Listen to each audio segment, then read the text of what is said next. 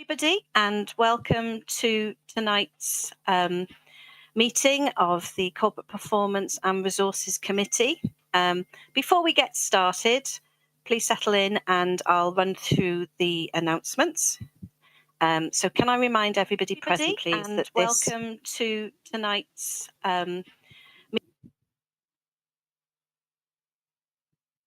Shall I start again? I think there's a bit of an echo on my microphone here. So can I remind everybody present that this hybrid meeting is being live streamed as well as recorded via the internet, and this recording will be archived for future viewing. If a participant wishes to speak, they can by raising their hand in person if they're sat in the chamber, or use the remote raise hand function located on the bottom left-hand side of the screen. This will put you in the speaker queue accordingly. When subsequently invited to speak by myself, please then press your activation button in the bottom centre of your screen. Please be patient and aware that there will be a small time lag and that you do not need to press the button again. The response of the system is not instant. If the button or desk microphone changes to red, then it has responded. If a participant raises their hand via the remote function and is not subsequently invited to address by myself, please could they turn their camera on to indicate or place a message in the chat function. When invited to speak by myself, please could all participants ensure that their microphone and camera is on to ensure that they can be seen and heard when actively participating. If this is not possible for any reason, please bring this to the attention of myself and or the Democratic Services Officer as soon as possible. Once you've participated, please remember to turn your activation button off as not to delay other participants from coming onto the screen and to avoid any background noise or feedback when others are speaking. Please ensure that all debate is raised verbally and not via the chat function for the sake of this recording. The chat function may be used to highlight any technical issues and or to grab the attention of myself or the Democratic Services Officer. If a participant has difficulty hearing or being heard when they are addressing the committee, then they should let myself or the Democratic Services Officer know. If a remote committee member has a prejudicial interest and is therefore required to withdraw from the meeting, the Democratic Services Officer will place that participant in the virtual waiting room until such time that the interested item has concluded. Please do not close your browser window whilst in the waiting room, as the Democratic Services Officer is going to bring you back into the meeting automatically when appropriate. For members attending the meeting in person, they'll be asked to leave the chamber for the duration of that interested item, and they will be invited back into the room as appropriate. If we call an electronic vote during the course of the meeting, then advice on how to participate will be given accordingly to committee members with voting rights at that time. If Welsh language is spoken during the meeting, then a simultaneous translation is also available to listen into for meeting participants in the council chamber, and a translation receiver and headset are available at each seat for you to use at the appropriate time. For remote meeting participants, a language selection is available under the audio setting tab on the left-hand side of our screen, and this translation is also going to be audible on the live stream for the meeting for any people who are observing only. Okay, thanks everybody. So before we get started, can I give thanks to one of our committee members who has left this committee, Councillor Haynes, and I'd also like to welcome, along with all the officers and committee members, to our committee, Councillor Fisher, as he's just joined as a member. If we move on to part one, please, and that is the appointment of Vice Chair for the next session. Do we have any nominations? Councillor Lovelock-Edwards. Thank you, Chair. I'd like to nominate Councillor Ewan Goodjohn, please. Thank you. Can we have a seconder for that nomination? Thank you, Councillor Hamilton. I'd like to second them. Thank you. That's great. Thank you. Do we have any other nominations for Vice Chair? Okay.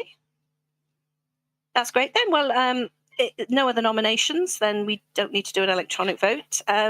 Congratulations, Councillor Goodjohn. You have been nominated and accepted as Vice Chair of this committee for the following year. Thank you very much. If we then move on to agenda item 2, which is apologies for absence. I think we're all present. Is that right, Mark, Karen? Yes, Chair, we are all present, members of the committee. For information for those members for those people who are watching at home on the internet, in the chamber we have Councillor Ian Johnson, Councillor George Carroll and Councillor Ewan Goodjohn.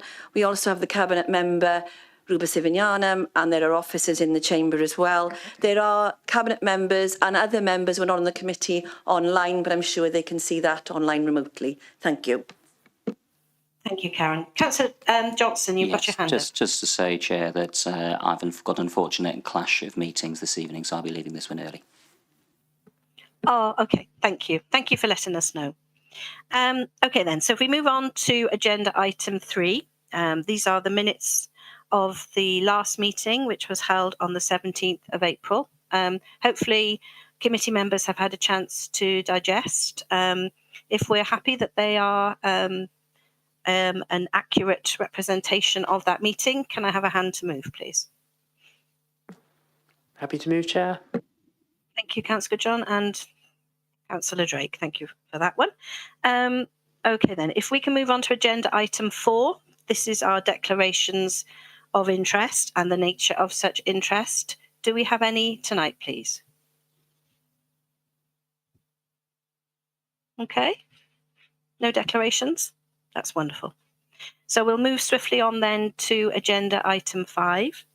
This is a reference from Cabinet from the 11th of April. This is the Let's Talk About Life in the Vale survey report and further engagement. Before I pass over to Tom Bowring, I just want to thank Sam Sullivan and Hayley Randall from Data Cymru for being with us tonight at this meeting. So, Tom, I'll hand over to you now for your presentation. Thank you. Thank you very much indeed, Chair, and good evening, committee. Thank you very much for taking this reference from Cabinet from the 11th of April. As you said, Chair, this is being referred to your committee. We've also been sharing this with another set of fora, which are referenced within the report itself, including the Voluntary Sector Joint Liaison Committee and the PSB. So just by way of a really quick introduction before handing over to colleagues, this survey is really important to us as an organisation. It's going to be a key source of insight for the Council going forward. It's a large-scale survey exercise. It's far bigger than anything that we've done previously, and it's by far the most robust set of information that we've ever had on public perceptions. And alongside the Public Services Board's wellbeing assessment, it gives us a really rich source of information that we can use in a number of ways. We've referred this to your committee this evening, in particular because I think it addresses some of the issues that have been raised at the committee previously. We've talked lots about committee members wanting to see the voice of the resident coming through more clearly within some of our strategic work, such as the performance reports and the self-assessment. We've also talked about the importance of having good quality information and data available to us to help shape the future council that we're working to be. And this information is going to be really critical in the development of the corporate plan now in the coming months. And in particular, committee have expressed their desire to want to see a wider reach of consultation and engagement work. And that's both in terms of the number of people that we're reaching, but also the range of voices that we're hearing from. And this particular survey gives us an excellent source of data to be able to do that. And then just finally, it was the consultation feedback on the current annual delivery plan with this committee that recommended to Cabinet that the organisational resilience challenge should have specific reference to public engagement as a key component. And I'm hoping that this evening this survey and the presentation will help demonstrate how we're taking that particular part of our work forward. So this evening's presentation is going to be in two parts. I'm going to hand over to Sam and Hayley shortly from Data Cymru, who are going to take us through the approach and headline results in terms of how we've gone about operating the survey. And then I'll hand over to my colleague, Rob Jones, who's the operational manager who's responsible for this particular area of our work, who's going to take us through the results of the survey. So over to you, Sam and Hayley, if I can. Thank you, Tom, and thank you, Chair and Committee. Thank you for having us here this evening. We've got a couple of slides for you. Hopefully they'll be coming up on the screen shortly. There we are, lovely. So yeah, hello everybody. My name is Sam Sullivan and I am Head of Statistics and Research at Data Cymru. Who is Data Cymru? We are, next slide please, who's Data Cymru? We are part of local government in Wales. So we are wholly owned by the Welsh Local Government Association, and we kind of sit at the centre. We provide a range of specialist data, statistical and research services to local government, including some of the things you can see on the screen there. So from sourcing and collecting data to research and analysis to then presenting that data effectively back to our audiences, through to running surveys and providing training. So any and all things data, statistics or research within local government, we provide support for. So next slide, please. So we've worked very closely with Vale of Glamorgan Council over the last year to develop a bilingual survey. And that survey ran from the 22nd of August last year to the 18th of December. So it's live and in the field and available for residents within Vale of Glamorgan to respond to over that period. In this survey, we used a digital first approach, meaning that the primary method of survey response was designed to be digital/online. However, we know that not everybody is digitally enabled and digitally active, and so we made strong provision with Vale of Glamorgan Council to make sure that those people who are not digitally active were able to also have their voices heard and be involved and put forward responses. And that was done through the sharing of leaflets, posters with QR codes to the survey, and a number of events in high footfall areas. And when brought together, so that online approach is brought together with that offline approach, this methodology can be a really, really cost-effective way of driving and gathering some really robust data. And just for reference, this is not a dissimilar methodology to that used by the Office for National Statistics when they undertook the latest census in 2021. Next slide, please. So in terms of what we did, the local council, Vale of Glamorgan Council, ran an incentive scheme to encourage response rates, to boost response rates, apologies. This was one of 10 £50 Love to Shop vouchers were available, and we had around 1,500 people enter the prize draw. So we think that was a really effective way of boosting response rates. Alongside that, we then were able to understand where we were getting responses from when the survey was live. So on a weekly basis, Data Cymru would provide a breakdown of the responses that we'd had to date by area, so from which part of the Vale we'd received those responses, and by the day and time of return.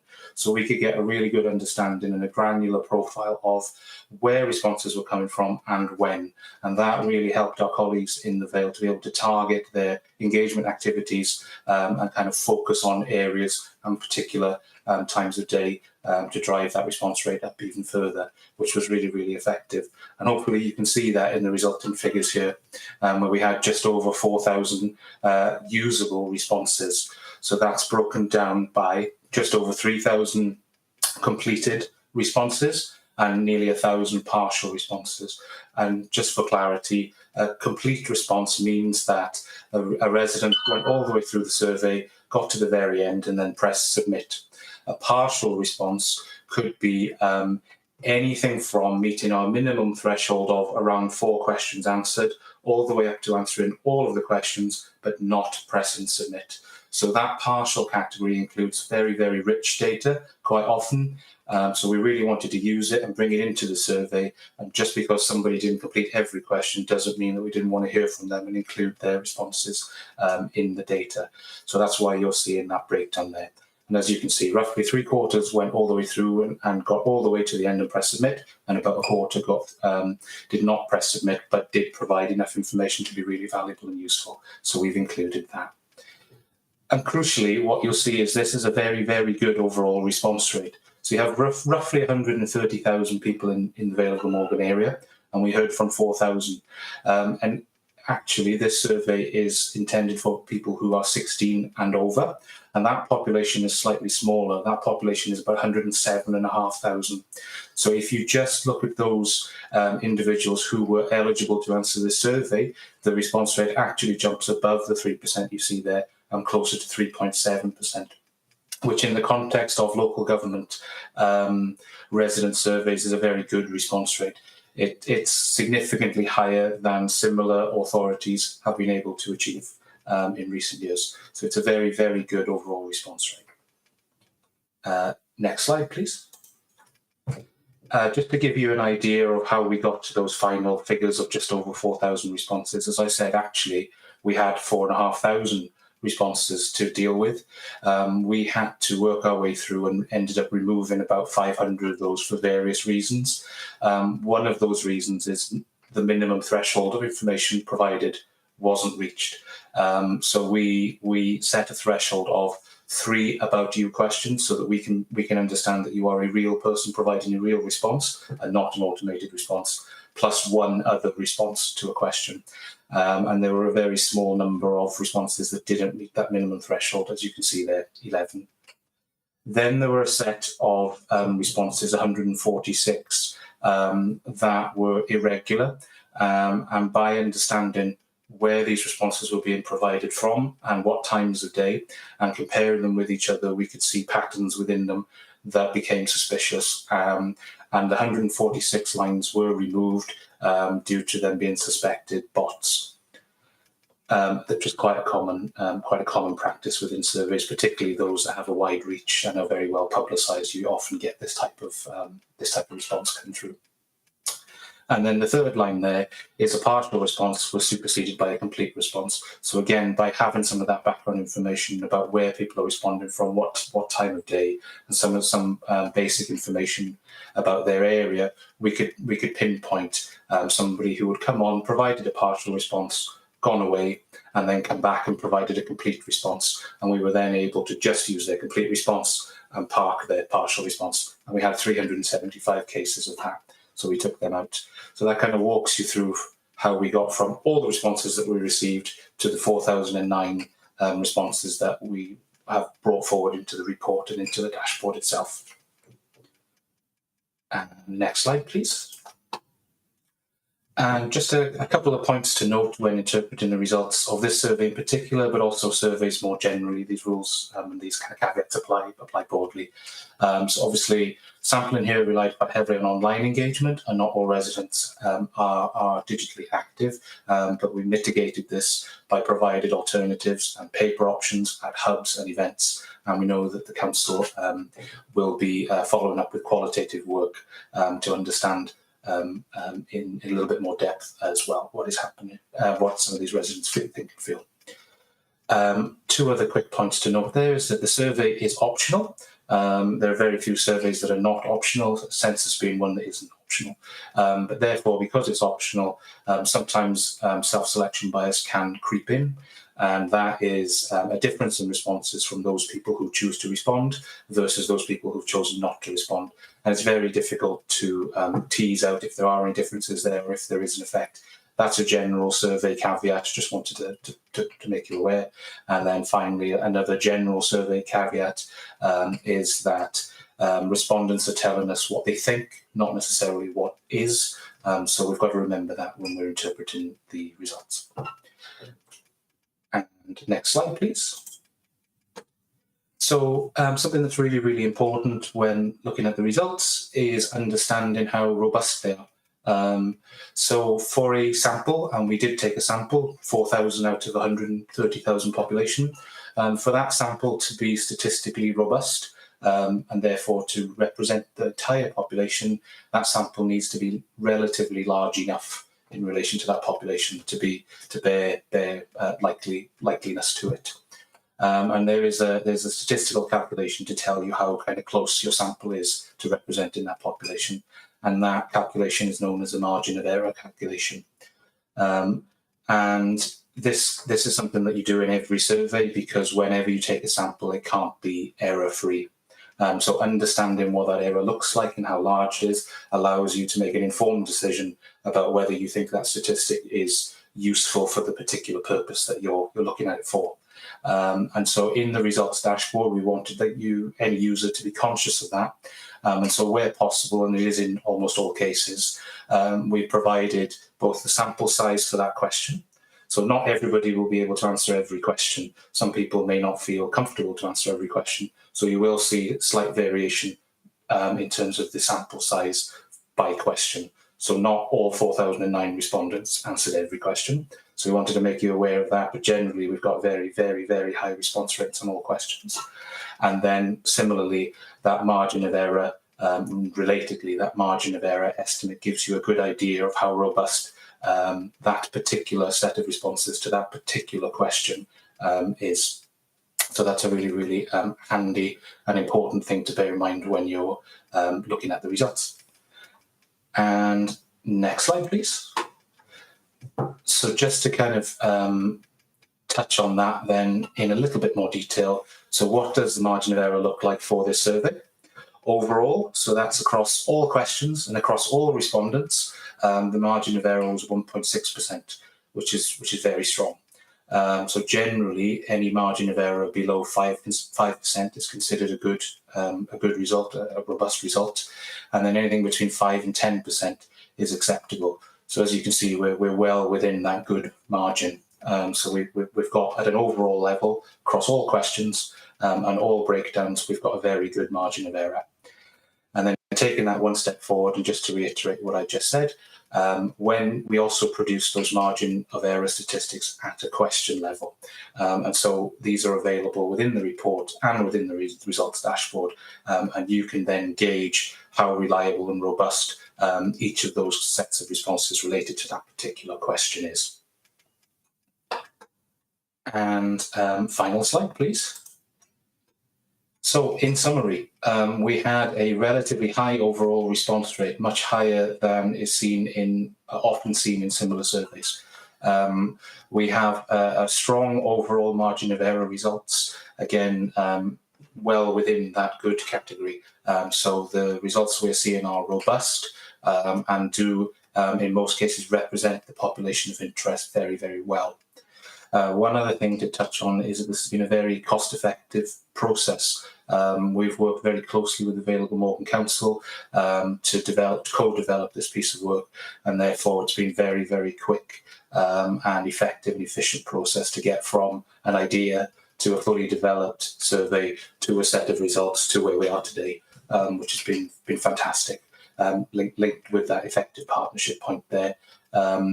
And what that means now is we've got a great base on which to build the sampling approach for future iterations of this survey or similar type of survey, and then a great base on which to continue to iterate the question set as well.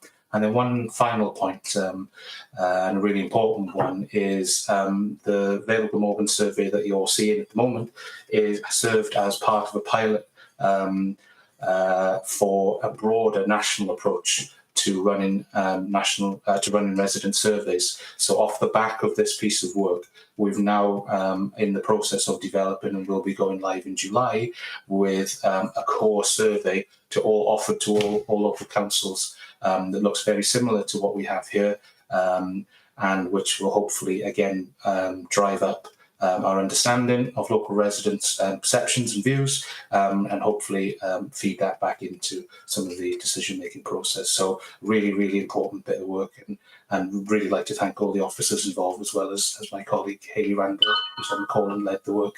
So yeah, fantastic bit of work, and more than happy to take questions at the end. So thank you very much.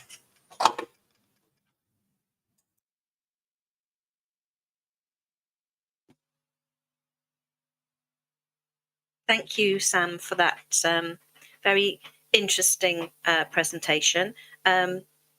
Super good to hear that our officers' work is informing a pilot. That's really, really good. And that the response rate of over 4,000 in the world of surveys is also really, really good and helpful. I can see Rob's got his hand up, so I'm sure he's going to continue with the presentation. So I will butt out now, and I'll hand back over to Rob. Thank you, Rob.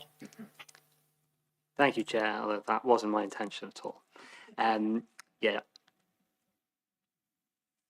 Thank you. I think everyone should be able to see the next set of slides as well. So I'm going to present the headline findings of the survey, talk about some of the additional analysis that we've done that might be of particular interest to this committee, and an update on some of the work that's now in progress as response to the results. I'm not going to be able to cover everything that's in the data. This is a really wide-ranging data set that we've got, but as members will already know, the full independent report that's been produced by Data Cymru is available as an appendix to the Cabinet report. So Let's Talk was a survey exercise designed, I suppose, to help us understand residents' experience of life in the Vale and identify their priorities to help inform future service delivery. As Sam has already said, it ran through late 2023. The survey was largely promoted by the Council's communications team, widely promoted across our channels, and I think the 4,000 plus responses that we received and the quality of the sample that Sam's just been talking about are evidence of how effective that method of promotion was. I'm not going to, next slide please, Tom. I'm not going to repeat what Sam's talking about there around the quality of the data, in large part because I'm not a statistician, but I think that point around the overall margin for error is a really important one. One of the primary objectives of this exercise was for us to gather very robust data on citizens' perceptions, and I think we can be confident that we've achieved that. In terms of the content of the survey, the question set, we wanted to design something that was more than just a traditional satisfaction survey. We wanted something that, I suppose, helped us understand how public services, including but not exclusively council services, influence citizens' experience of living in the Vale. And so with that in mind, it covered quite a wide range of topics, and these included, as well as public service priorities, issues like the impact of the cost of living crisis, climate change, volunteering, some things like that. As Sam mentioned, we know that the methodology that we used was a strong one, mirroring the method used for the census. But at the end of this, I'm going to come on to talk a little bit around some of the follow-up engagement that we've done, just to ensure we're getting a rich range of voices. So to look then at the headline results, one of the things that comes through most strongly is the results showing us that people are generally happy with the Vale of Glamorgan as a place to live. We see a strong majority of respondents saying they're either very or fairly satisfied with the Vale as a place to live. Separately, 80% of people telling us they would recommend the Vale as a place to live. If you can see the chart on the right-hand side of the screen there, that's telling us that people generally feel positively about and have a connection with their local community. And we're seeing a good majority of respondents also telling us that they feel people in their local community get along. So there's an interesting point around community cohesion there. Next one, please, Tom. One of the key areas of the survey was to look at the relative importance of services and facilities to residents. Question 12 in the survey asked respondents to rank 11 services, by which was the most and least important to them. This was one where residents had to respond to each of the questions, so we got a full data set of this. And the chart shows the average rank and the frequency of response for each of those. The lowest average rank, and so for want of a better phrase, the most important, was the ability to access care and healthcare services. This was also the response that had the highest percentage of first preferences. The second most common response in this was that residents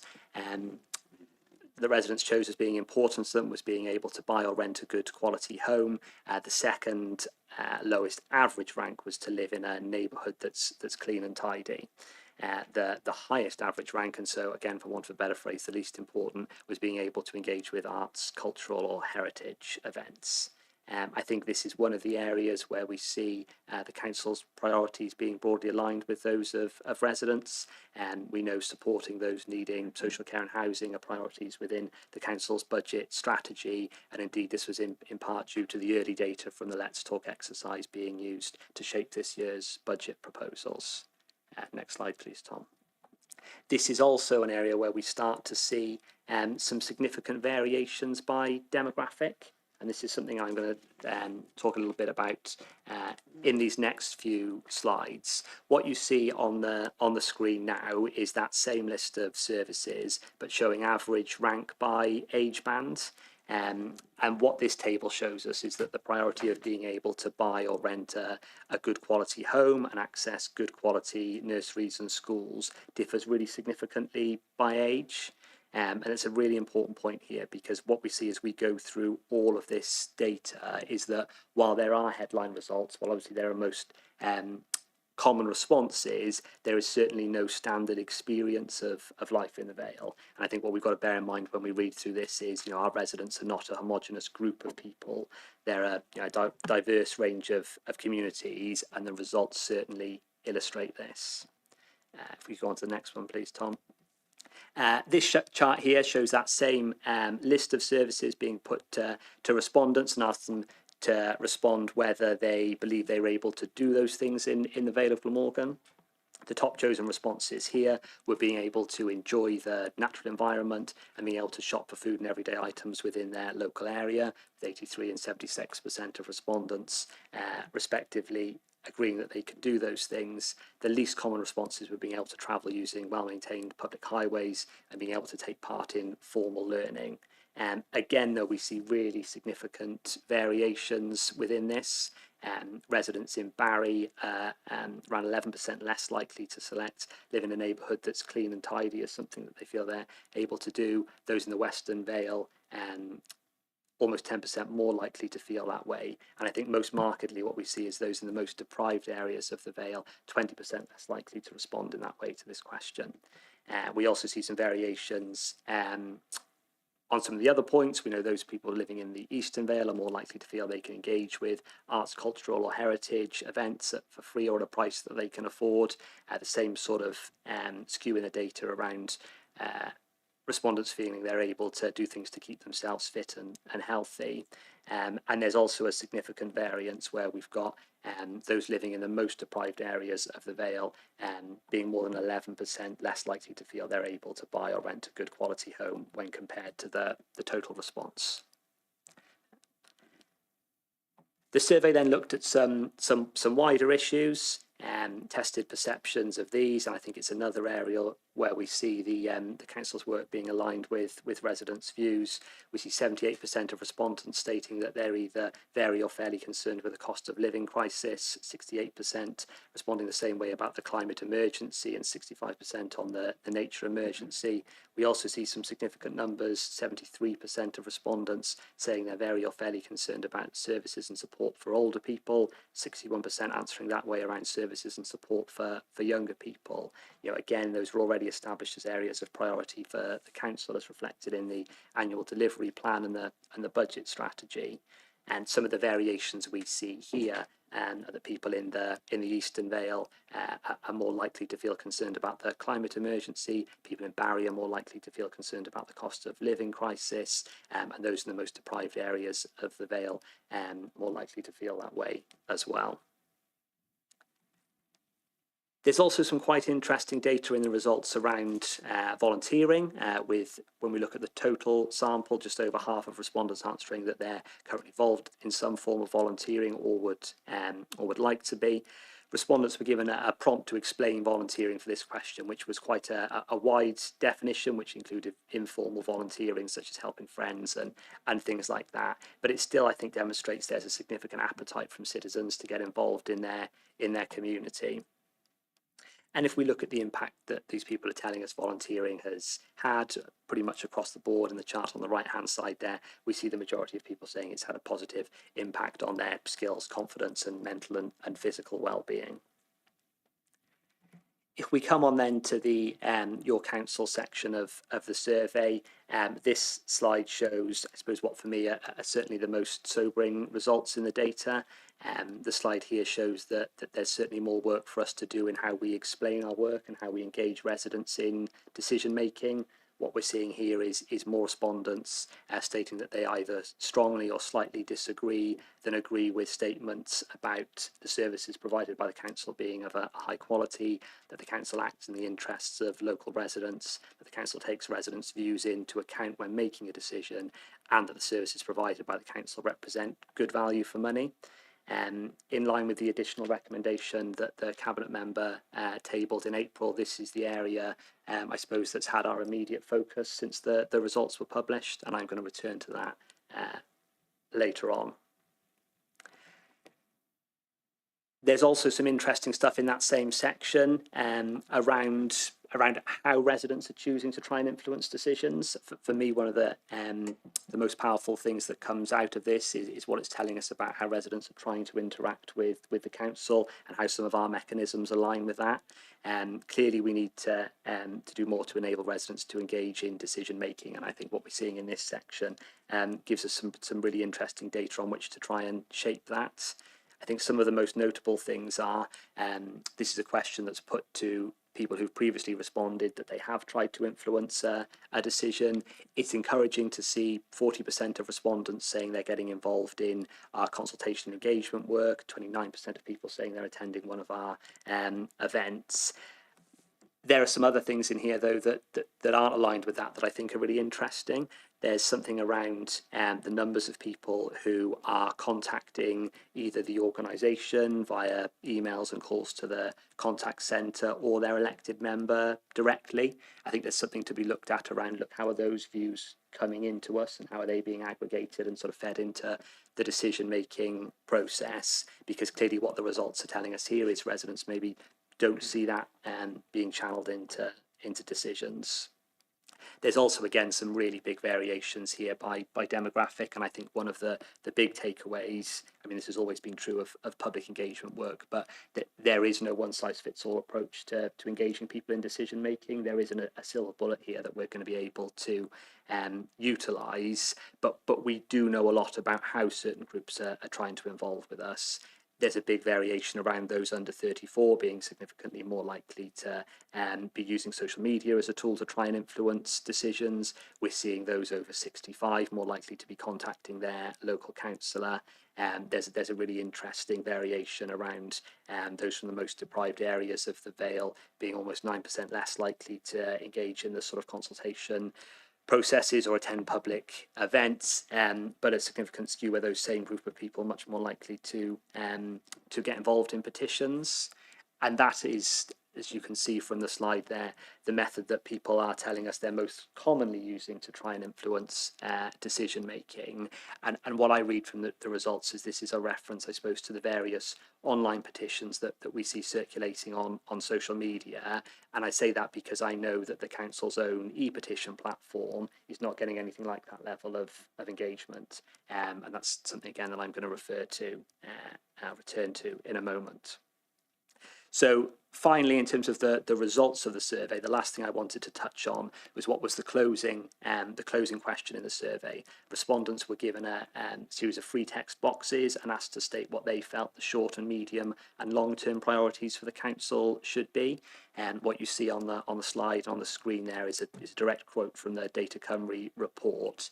And what they're telling us there, that is when you look at those short, medium and long-term priorities, there's a real shift over time between, I suppose, in the short term, over a 12-month horizon, people are thinking about what we might term those kind of traditional visible council services. As they look over a longer horizon, it's infrastructure and housing and environmental things that are coming through much more strongly. And I think perhaps that that really illustrates just the complexities of what citizens' priorities are. I appreciate that might be an obvious thing to say, but just like there is no I suppose, single individual that encapsulates a resident in the Vale of Glamorgan, there is no one single priority that comes through from this. What the data tells us is actually people need a real blend of things from their community in order to live a fulfilled life in the Vale. Next one, please, Tom.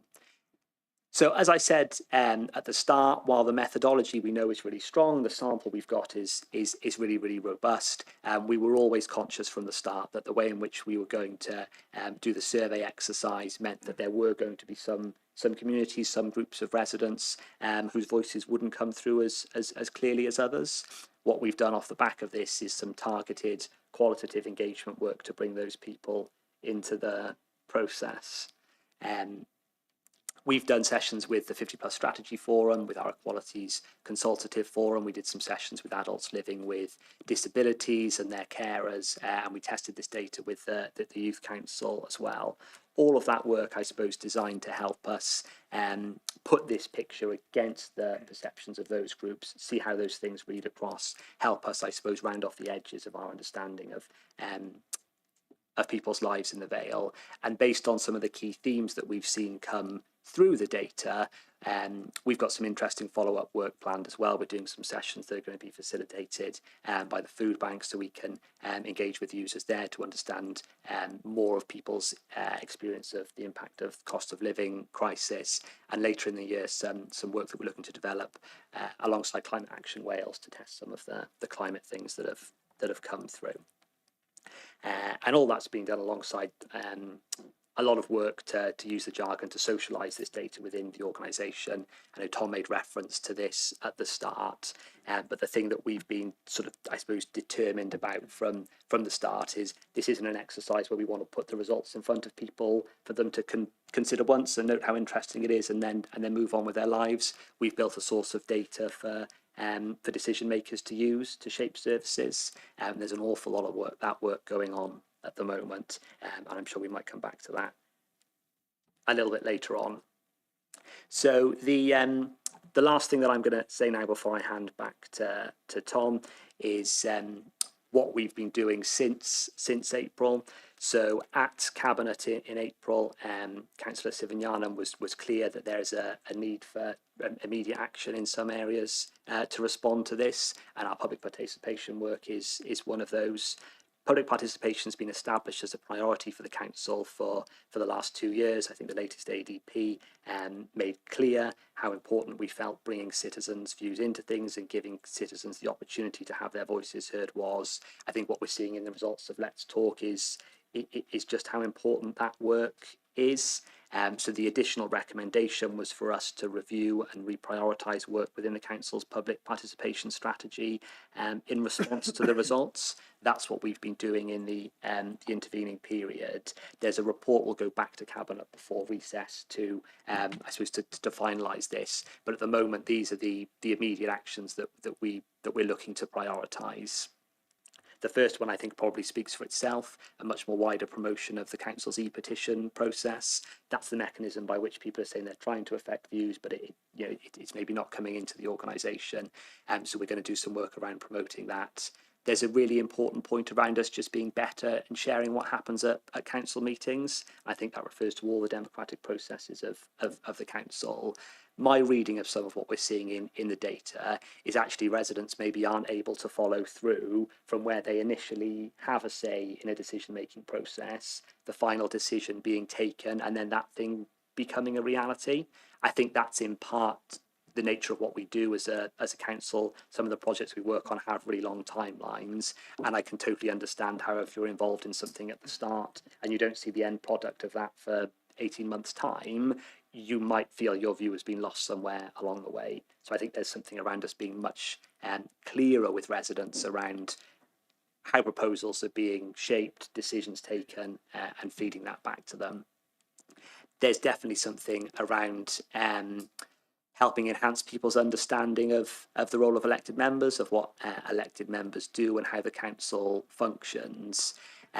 There's some interesting data in there around actually that we've got a lot of respondents telling us that they know who their local councillor is. What we're seeing is when we're asking them if they understand the role of their local councillor, that's a little more hazy, shall we say. And there's another interesting thing that comes through the data, and I suppose I should be clear here because there are statisticians on the call. This wouldn't be a statistician's read of it, but it's certainly my read of it. When we're asking those questions around priorities, certainly in short-term priorities, we're seeing lots of responses around things like 20-mile-an-hour speed limits. Now, I know that's a very live issue in lots of communities. It's not something the council can directly affect, and that's national legislation. So there's something around us better understanding, I suppose, how the council functions and what's in our gift. That's something that we're going to look to pick up as soon as we can. And then, and I suppose this links to the second point that I was making, developing a bit of a series of case studies to better showcase to our residents where their views have shaped decisions, where they have shaped changes in their communities, and just playing that back to people wherever we can. So yeah, that's where we're going next. I'll hand back to Tom now just to close this off. And before I do, I suppose I'd just like to say thanks to committee for considering the report this evening. We're obviously happy to take any questions. I'd also be really keen to hear any suggestions for further analysis that we can do within the data. It's a really, really rich source of information. And yeah, we're actually determined to wring all the value out of it that we can. Thank you, Tom. Thank you, Rob. And just to wrap up that a bit of the presentation, that I suppose there are two areas that we'll be using this data now. So some of the policy development stuff. So looking at the development of the council's corporate plan and the associated wellbeing objectives. And you saw from the presentation from Rob and colleagues that there's some really interesting information in there about what the priorities of people are. I noted in the introduction around the use of this data as part of our self-assessment process at committee's suggestion, and also some practical applications. So making sure that our departments are using this on a day-to-day basis, whether that's through equality impact assessments or in their reshaping and transformation work as well. So as Rob said, it's not a piece of work that's been done and now gets put on a shelf. It becomes part of how we work as an organisation. So I know we've given quite a comprehensive presentation, so apologies for taking the time, but we thought it was really important to take you through the breadth of the report.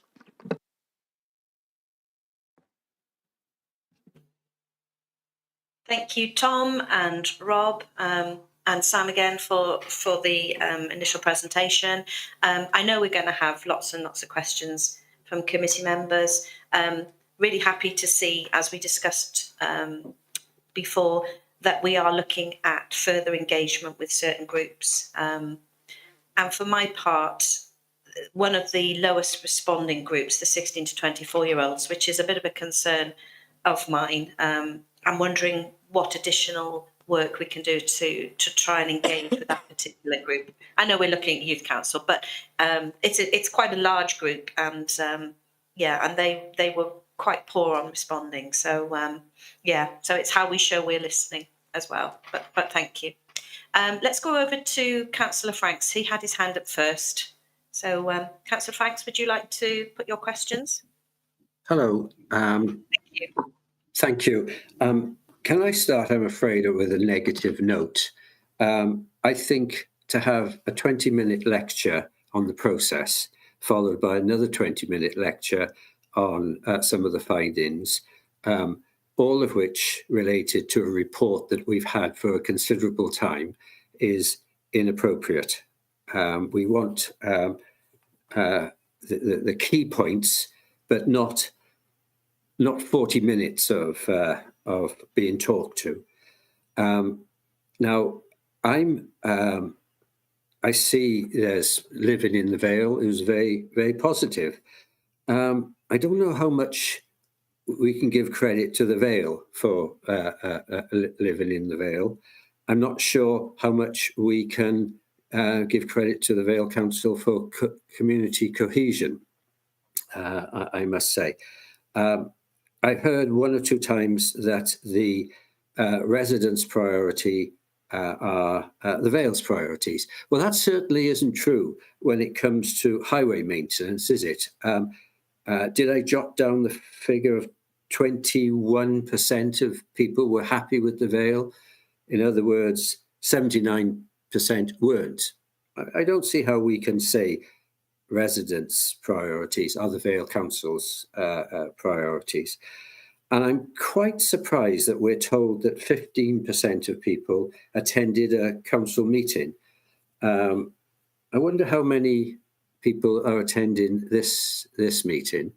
15% of the Vale is a huge figure for attending a council meeting. And I note that there's to be a report post cabinet. Well, in April. Well, that's fine. And looking for new ways to engage with the public.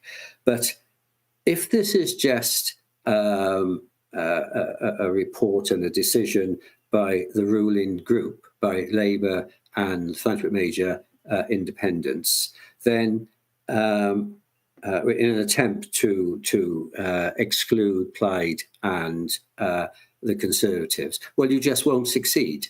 You'll just say what you want to hear, and it'll be a waste of time. Now, I would also like to go back to some of the statistics where you're saying how much people appreciate the council, but surely, in many instances, there's 70% levels of dissatisfaction or neutral views, and that has not been brought up in any of the 40 minutes we've been listening to. There's a huge range of concerns about the failure to engage with people, the failure to carry out services, the failure to listen to the public. So I'm afraid I am not impressed by the manipulation of the returns, and we will learn absolutely nothing if that's going to be the attitude of the cabinet to this response. Thank you, Chair.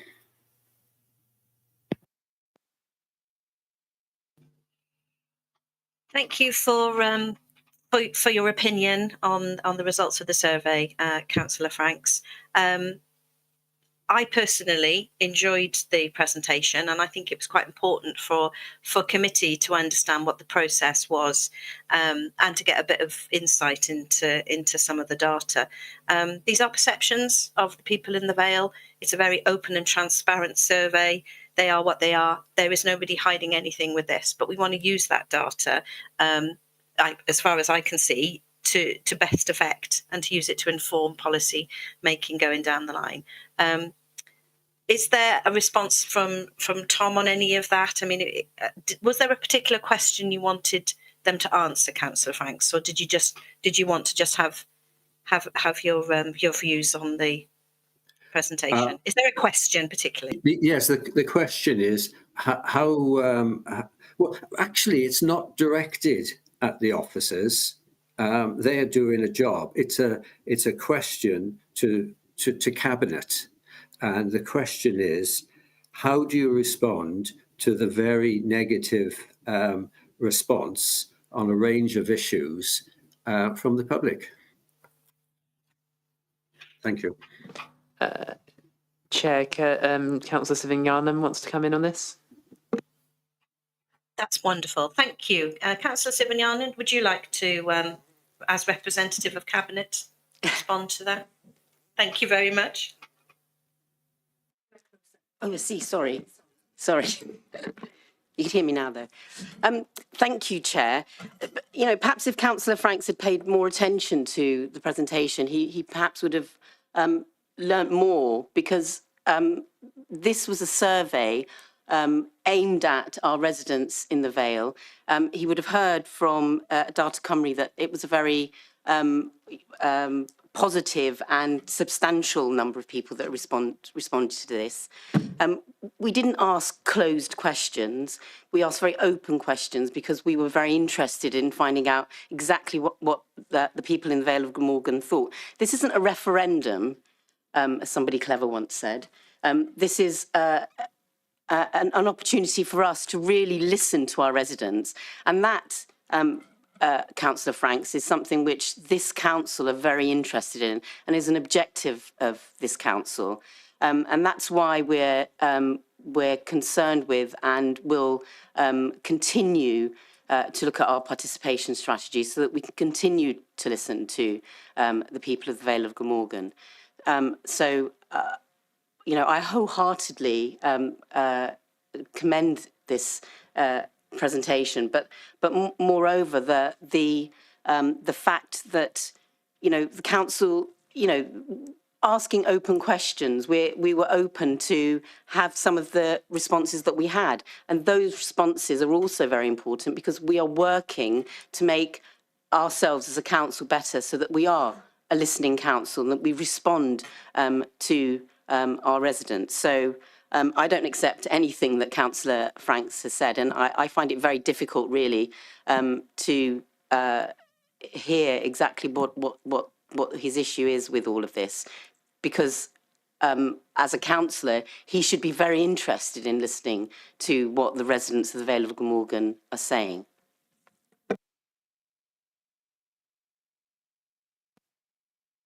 Thank you.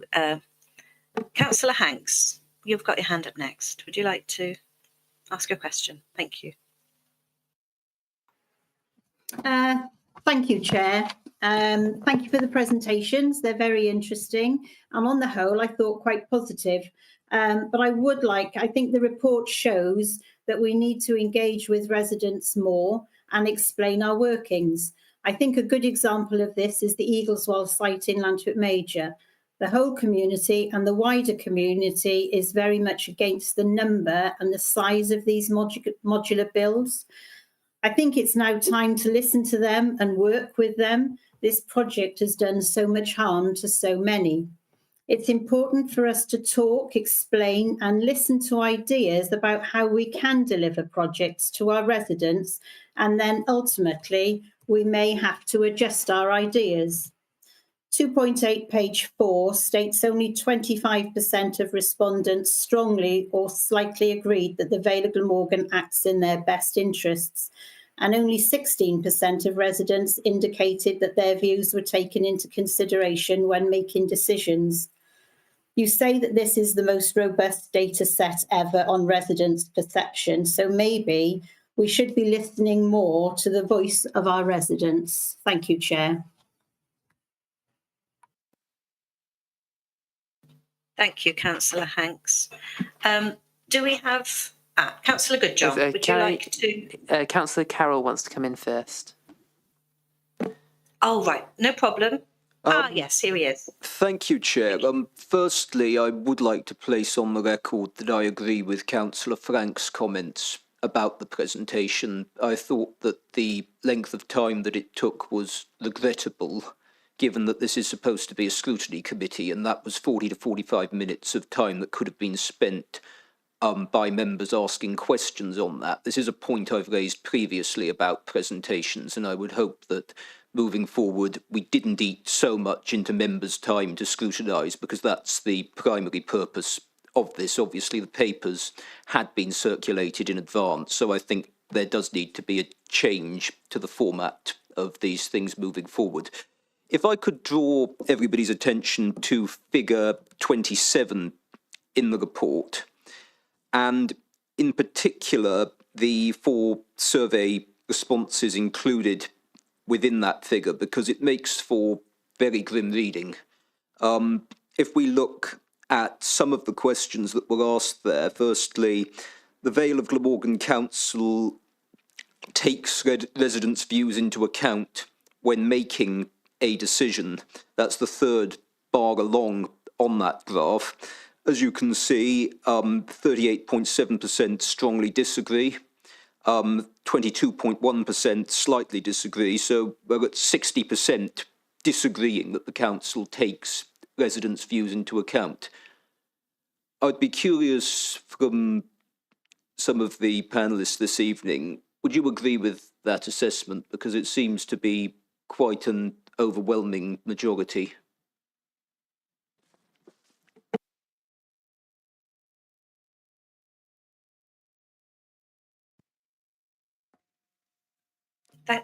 Thank you, Councillor Carroll. Rob, would you like to come in Thank you, Chair. on that one? Thank you.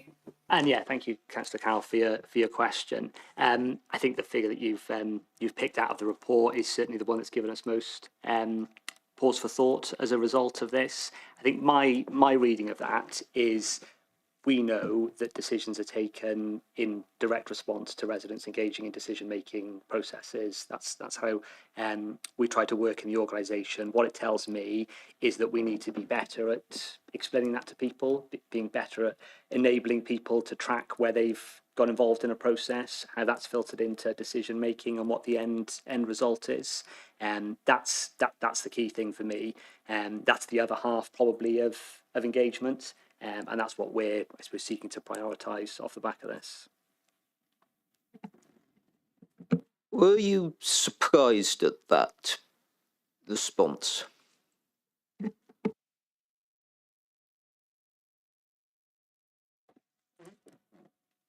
I think what comes through in that section is that we're sometimes not clear enough with residents around what can be affected in a process. I think, again, if we look at some of the things that are coming through the open questions, we've got people a lot of the time, I'm sure in absolute good faith, seeking to affect things that the council can't immediately control. And I suppose my thinking might be that drives part of what we're seeing in the results. So you were surprised by it, or you weren't? I'm not trying to be rude here. I think it comes to the heart of perhaps identifying whether the culture of the authority needs to change. So I would be grateful for a yes or no answer on that.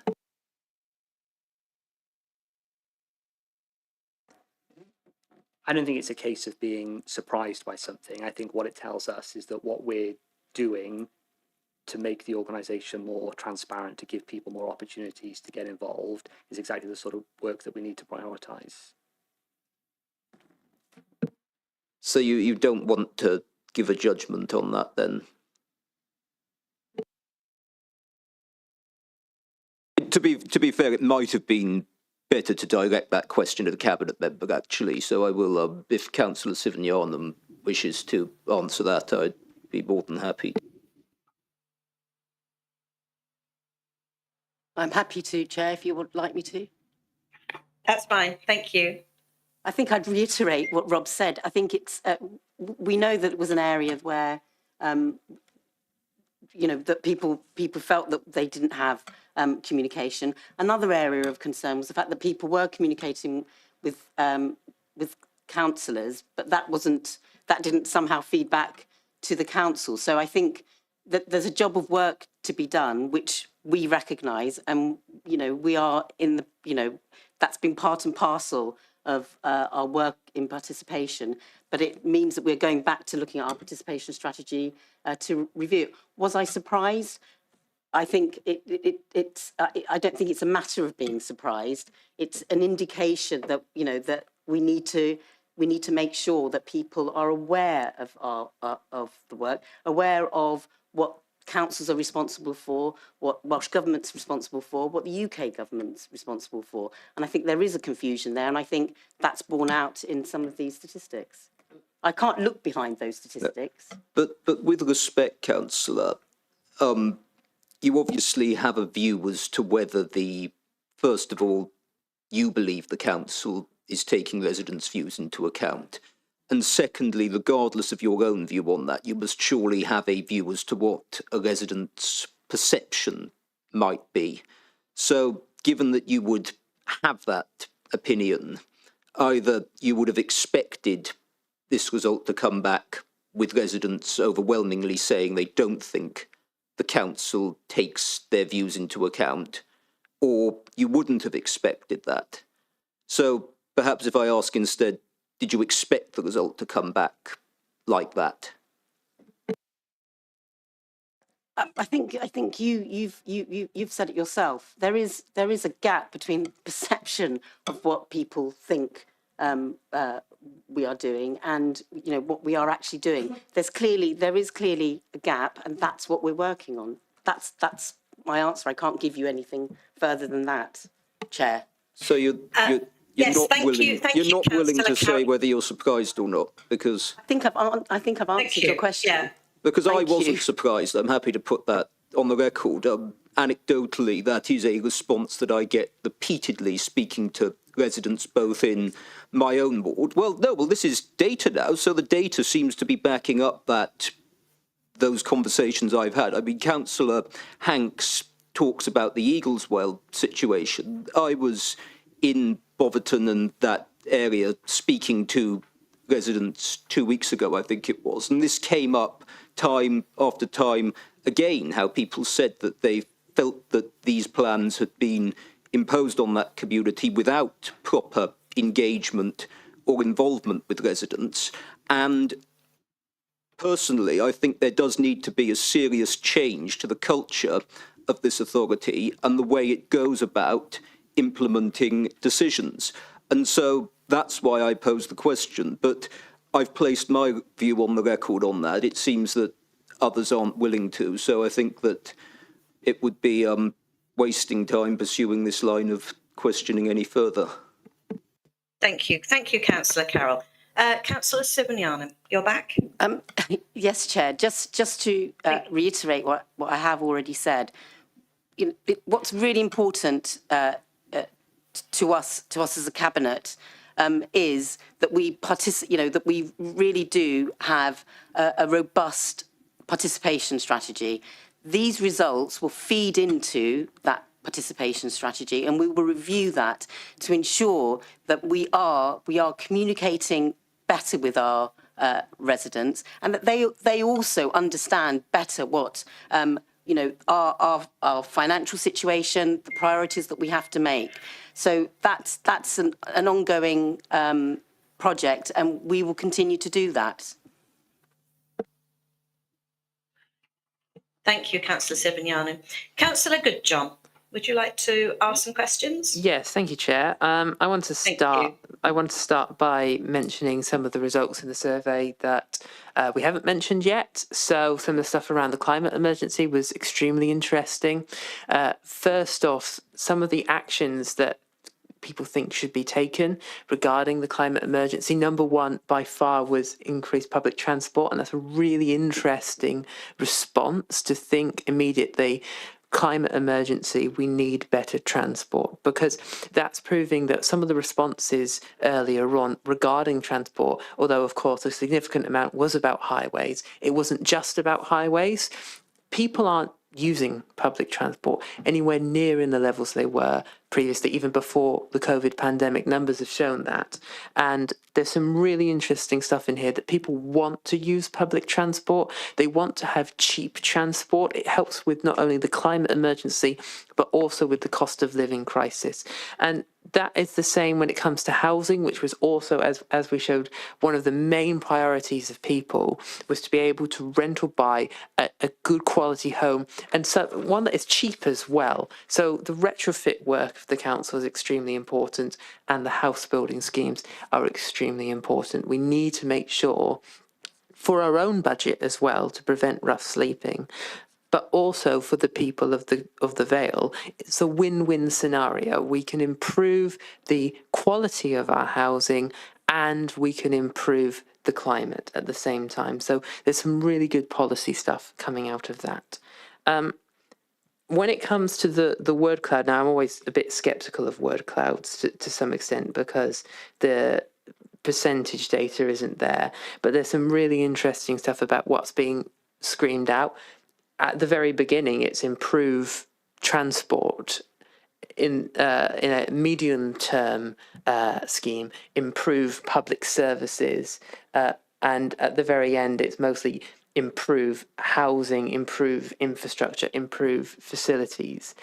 And that is crying out for more investment in public services that we haven't been seeing for many a year of what is, let's be honest, budget cuts because of austerity, yes, but also because public services have been neglected. So that's all on the political side, and I wanted to get that out there first. Secondly, on the non-political side, I wanted to talk about some of the work you were talking about, Rob, what is coming out of this survey, because that's most important. We can put this money into the survey, but what we do with it is really important. So some of the work around promoting the petition scheme is crucial, because people have been using petitions to try and get us to do things here at the council many a time without using our platforms. If they're using our platforms, it's a lot easier for us to monitor, to communicate is the biggest thing, to communicate with the people who are leading those petitions, so that if, for example, someone has a petition on, say, a planning development, we can tell them there is a planning meeting happening on this day. Come to that meeting. If there is one on healthcare, or we can say there is a healthy living and social care meeting on this subject on this day. Come and make your voices heard, because maybe it's the events of the day, but I don't see any members of the public here today, and I don't see it very regularly at any other council meetings either. And that's not the fault of any individual, but that is a culture change that we need to have, because actually I would say that the council is quite transparent on the whole, because these meetings are recorded. We can be watched at any time online. That is good, and all of our records are published. Everything is available to the public, but it's not easy to access at the moment, and that has been a key part. For example, on some of the recent social media that has been done, which has been very good, about publicising council meetings, there's been some replies saying this is just too early, I wasn't aware of this before. Why wasn't I aware of this before? And it's a really interesting response of, why weren't you aware of this before? Because obviously councils have meetings all the time.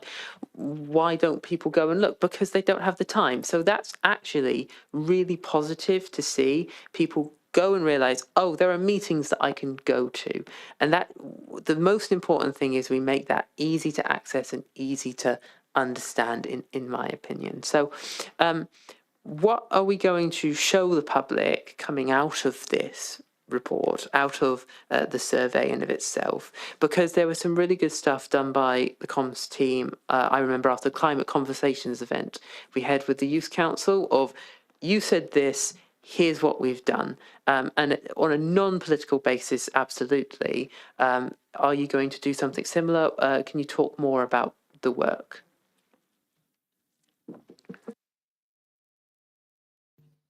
Thank you, Councillor Goodjohn. So in summary, how do we show that we are listening? Rob, would you like to come in on that? Yeah, thank you, Chair, and thank you, Councillor Goodjohn, for your question. I suppose I'll start where the slides end, if that's okay, with the refresh of the public participation strategy and some of the work that's going to come out with that, from that. And what all that's going to be designed to do, I suppose, is one of two things, is to better explain to people how they can get involved in the decision-making process through the various routes that we have available to them, and then to show them the impact of them doing that. And I know I might be repeating myself slightly for earlier, but that's the key point for me. I suppose us getting better at demonstrating to residents where their views have helped shape a decision. And I think that probably is what you might be talking about with that sort of, you said we did approach to things. It is something that, yeah, that I suppose has been a challenge for us in the past, in part because of the timeline of some of the projects we work on. But as you've said yourself, when we're able to put it in those sorts of terms for residents, I think it's much more understandable. So there's another action that's likely to come through around, in effect, a sort of checklist that we work through within the communications team. And one of those things that will help us identify is almost to be able to draw a line from where stakeholders have been involved in some sort of participative process, how that's been written up, where that's gone to, what's happened as a result of it, and then it's around how do we sort of snip that into things that work well for us online, because we know one of the most effective ways of reaching people is online. So it's around translating that then into really simple little blocks of content. We think there's potentially something interesting we can do around clipping up council meetings, because again, and I appreciate I'm repeating things that you've just said, we see a genuine interest in those sorts of things when we're able to present them to people in the right way. that's something that's hopefully going to come really clearly through that. And I hope that the most powerful way of demonstrating to residents and to other stakeholders who've been involved the impact of this will be seen now as we move into, I suppose, the next phase of reshaping, where we know we're going to see changes to how the council operates, changes to how services are delivered. The Let's Talk results that we've looked at tonight is going to be one of the fundamental, I suppose, building blocks for that work, and what we're going to be seeking to do through every one of those reshaping projects is demonstrate both externally and internally how we've got to that point. For me, it's almost around showing our working on these sorts of things. Actually, what's the insight that we've taken that decision on? And there's a mixture there of, I suppose, some of the harder data that we might see through something like the wellbeing assessment, and then the perception data that comes through things like this, how we've used that to understand the impact of a service and reshape it around that. So I hope that in the not too distant future, elected members of this committee will see a change in how we're presenting that stuff to residents, and that's hopefully going to start to, I suppose, drive a change in the figures in Let's Talk in future years. Thank you, Rob. Councillor John, do you want to come back in on that? Or? Yeah, thank you. Can I quickly follow up on that? So you mentioned earlier about the redesign of the website, for example. That's really interesting, really important, because it is quite difficult to navigate on a whole to this participate stuff. I would personally say, I know exactly how to get to everything now, but showing people has been quite difficult. That would be really good to hear about if you're trying to improve that. The other thing for me, with some of the posts before that we've had about, say, scrutiny committees, for example. Take this scrutiny committee, corporate performance and resources. We say there is a corporate performance and resources meeting happening on the 22nd of May, right? Come and get involved. What does that mean to a member of the public? What is corporate performance and resources? That's really difficult to understand. If you go, this is about money and people, and this is about participation, because I would personally say that's some of the most important stuff that we do. That is really easy to understand. This is a finance committee on the whole. That's what we're talking about. And although that's not the most exciting of examples, planning is a very simple committee of, we take planning applications, we reject or approve. And so therefore, because partly that really affects people in their local neighbourhoods, but also because it's really easy to understand and tangible, people engage with it a lot more. So I wonder if there's going to be any work on easy read versions. It would be really nice to be able to show people easy read versions of these reports, because there's some really interesting stuff in there that people need to dive through hundreds of pages of documents to get to. So is there any thoughts on easy read documents, but also promotion in simple language that's easy to try and get people to get involved with?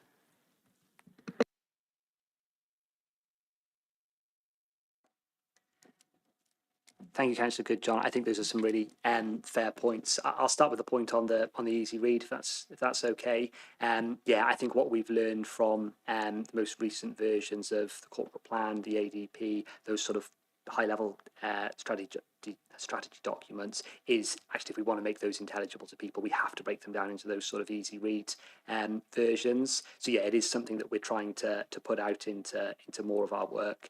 I know we've done some interesting things where we've sought to get young people involved in helping design those, to sort of, to actually test the thinking a little bit, and that's definitely something that we're looking to build on. I think the point around making what goes on in council meetings a little more intelligible, for want of a better phrase, it is another good point, and I'll accept what you said there, that maybe probably in some of our communications we slip into council jargon a little bit. That's definitely something that we can go away and look to address.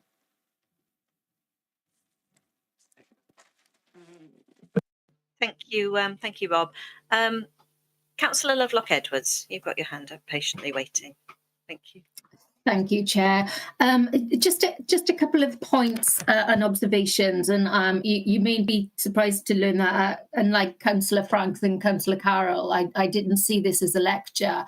I found it ironic that they labelled it as such, because this is a key piece of work that as a committee and as councillors, we have an obligation, I think, to dig as deeply and as widely as we can to understand what we're doing right and what we're doing wrong and how we continue to adapt. The reality is that, you know, it's not about any culture change. It's about us recognising as a group of councillors working with the council that as society grows and adapts, as how we engage globally changes at such a rapid pace, then we need to appreciate that sort of what we have in situ at the moment may not be fit for purpose. So this survey gives us that, you know, that starting point, and I think that's critical to recognise.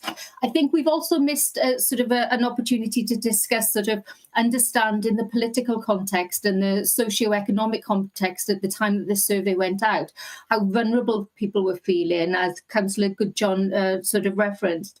The cost of living crisis driven by decisions made by, you know, central government are having, you know, and continue to have a massive impact on people feeling insecure, feeling very sort of worried about theirs and their kids' futures. So that possibly shaped the responses. And I think it'd also be naive for us to assume that the 70 and, you know, 60 and 70% of people who sort of didn't respond or didn't put a response to some of the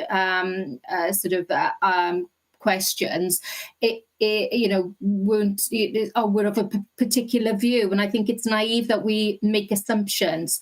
As a councillor, I'm very aware of my duty, as I'm sure every other councillor is, of what I need to do to ensure that any consultation, any engagement is driven by the residents and they feel that their voices are heard. And it's fair to say that sometimes residents don't feel that they are heard. And the whole premise of this strategy is to adapt what we're doing now to make sure that you know, as has already been referenced, we can make clear that what residents ask from us, we deliver in this shape and form, and what we can influence and what we can drive forward, you know, and explain it in as simple terms as possible. Because let's be brutally honest, meetings and inviting people to meetings, you know, are asking a big commitment from residents. So we have to look at how we adapt. The website changes are going to be fundamental too. But I also wanted to sort of touch on the point that you made, Chair, in terms of the 16 to 24-year-olds and their lack of engagement. And for me, that's quite telling, because clearly we need to do some work before a child reaches the age of 16. And I think it's that intergenerational work where we could link up with older people in terms of sort of the older people's forums that exist. And obviously wearing my older people's champions hat, we are desperate as a group to link up with younger people to look at doing some more work around that. And I think that that's something that I would like to see some solutions on. One of the final points I want to make is the last slide. It was about recognising some of the key sort of forward plans and forward strategy. And it would be good to see more solutions and some further explanation on what sort of campaign is going to be run, who's going to be involved in shaping that campaign, how will a review of that campaign be undertaken, how can we as councillors ensure that you know, that residents are aware of what we're changing and why, so that their voice continues to be heard. And that's all I wanted to say on this matter. Thanks very much. Thank you, Councillor Lovelock-Edwards. It has been, I think, a very robust debate on this particular survey, and this is the start of the journey with Let's Talk survey. It's going to be used, and that's the most important bit. It's what it's telling us, warts and all, and that's something that that I know will be taken forward. I think we've probably spent enough time on this particular topic, so I can't see any other hands. So what I'm going to look at now are the recommendations from this, which was that we considered the report.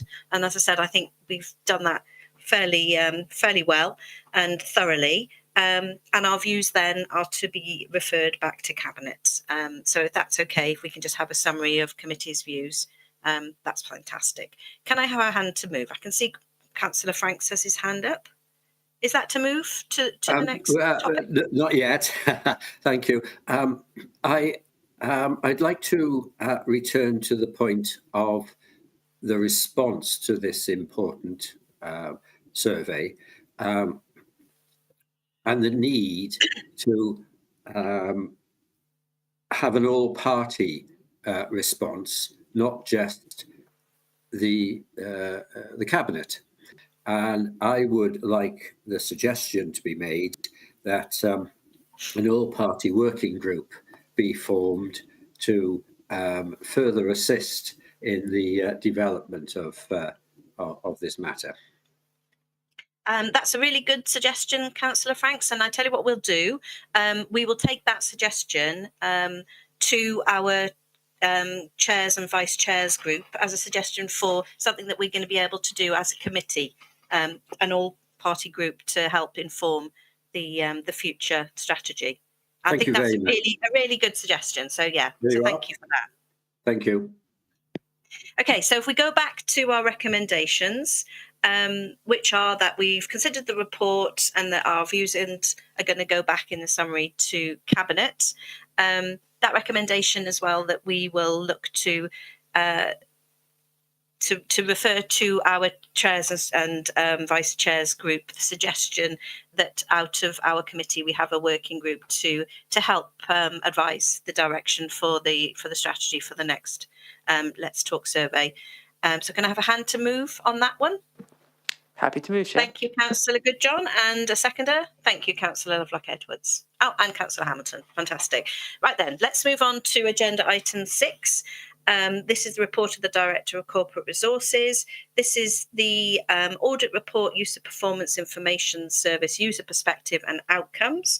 I think we have Rachel Harris from Audit Wales today, as well as Tom. So I'd like to thank Rachel if she is with us. Yes, she is. With you, Chair. Thank you. Hello. Thank you. Tom, I'll hand over to you for the introduction. Thank you. Great, thank you very much indeed, Chair, and good evening, Rachel. I'll be really brief in introducing the report, and I know Rachel's only going to give a brief summary of the work, but we're bringing this report to your committee this evening, members, as we do with all the regulatory reports from Audit Wales, so that you can see the recommendations that Rachel and her colleagues have reached, and also then to consider the Council's response, which is set out within Appendix B to this report. Your views then will be referred on to Governance and Audit Committee and thereafter to Cabinet. So I think that's probably all I need to do in terms of introducing, and I'll hand over to you, Rachel. Thank you. So, members, the report you have in front of you, obviously, as part of your papers with a cover report as well. This is a piece of work that we've done at all 22 councils, and we do intend to publish a national summary report later this year, which brings some of those findings together. But the report that you've got in front of you today is the report that's specifically about the Vale of Glamorgan Council. That's been finalised and agreed with the council. Your papers do also include an organisational response form, and that sets out the council's response and what the actions that it intends to take in response to our recommendations. I do need to let you know that we are at Audit Wales satisfied that the organisational response form demonstrates that the findings and the recommendations of our report have been properly considered. So what I will say briefly is that the scope of our work is very specific. It is focusing on the performance information provided to senior officers and senior members, so senior leaders, about the service user perspective and about outcomes and how that information is used. So it isn't a review of consultation or engagement. It isn't a review of the council's performance management arrangements more broadly, nor is it a review of your data quality. So I mean, the main findings and the recommendations, they're clearly set out in the report, and they're also in your cover report, so I'm not going to duplicate that unnecessarily. I can summarise them if you wish, Chair, or we can go straight to questions. I'm in your hands.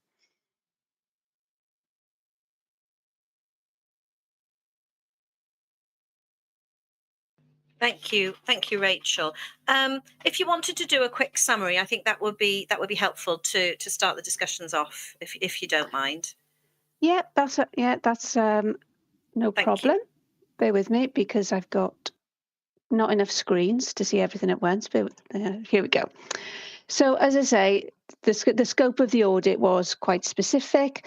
And so within that scope, what we found is that the council's performance information provides senior leaders with a limited understanding of the service user perspective and of the outcomes of the council's activities. So to break that down slightly, the performance information that provided to senior leaders about the perspective of service users, the senior leaders are provided with some information on that area, but it isn't consistently available across all services.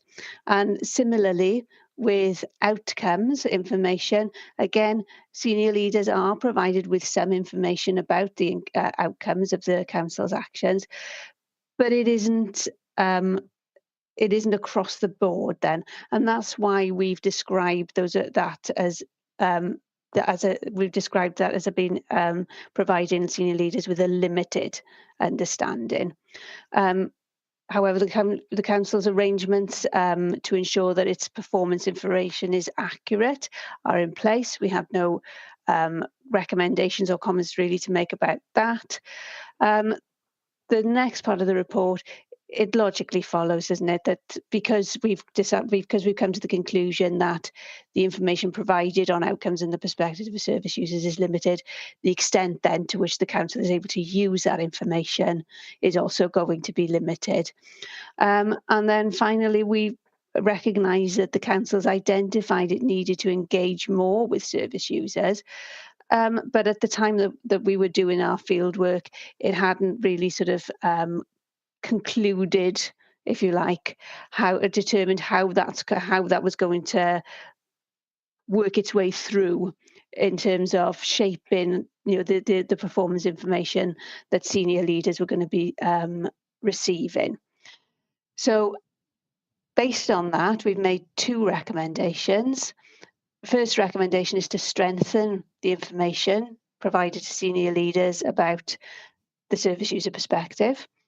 And the second recommendation is about strengthening the information provided around objectives, delivering objectives and intended outcomes. So that, I think, is a very brief canter through the findings. Did you want me to go into any more detail on it about any specific points? No, that's okay, because I think Tom is going to come in now on the council's response and the things and the measures that they've put into place. At least I believe that's what he's going to give us. So thank you very much, Rachel. Thank you. No problem.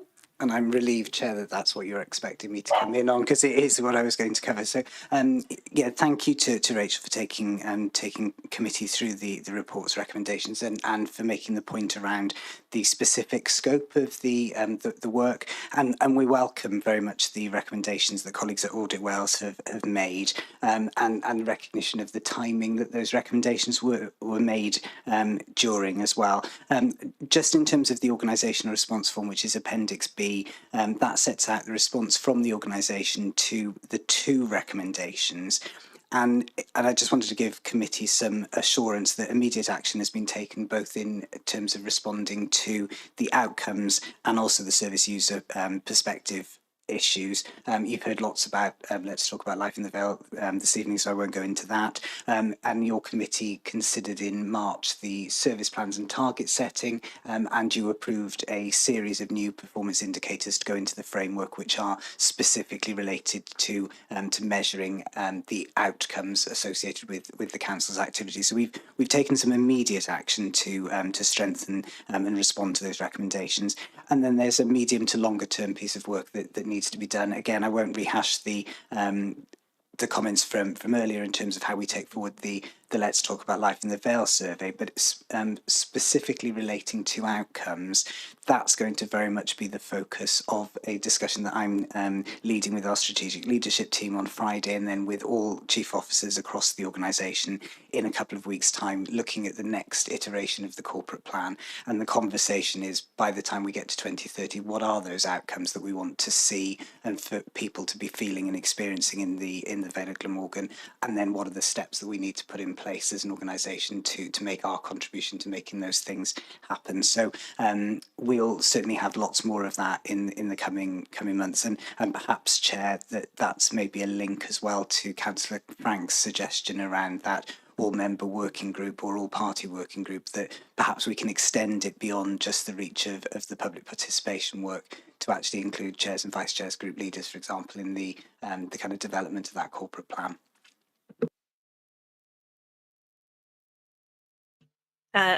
Yes, thank you, Tom. I think we can elaborate on Councillor Frank's suggestion, and I think that will be a good idea.